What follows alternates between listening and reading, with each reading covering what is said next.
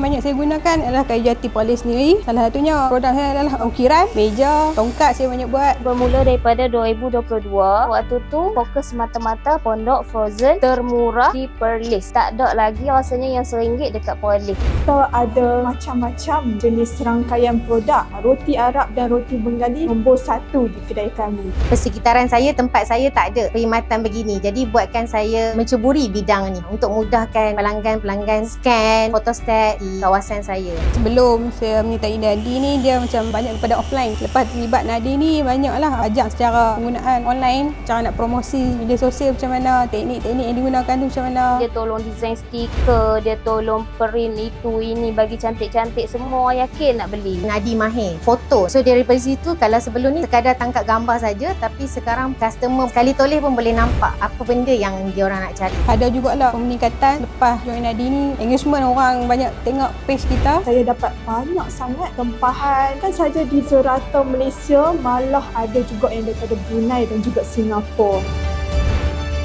Walaupun pondok kita ni orang kata biasa-biasa, insya-Allah dia boleh pergi ke sampai antarabangsa punya peringkat. Saya tu inginkan kedai fizikal supaya mudah untuk pelanggan datang berurusan dengan saya. Offline pun boleh, online pun boleh.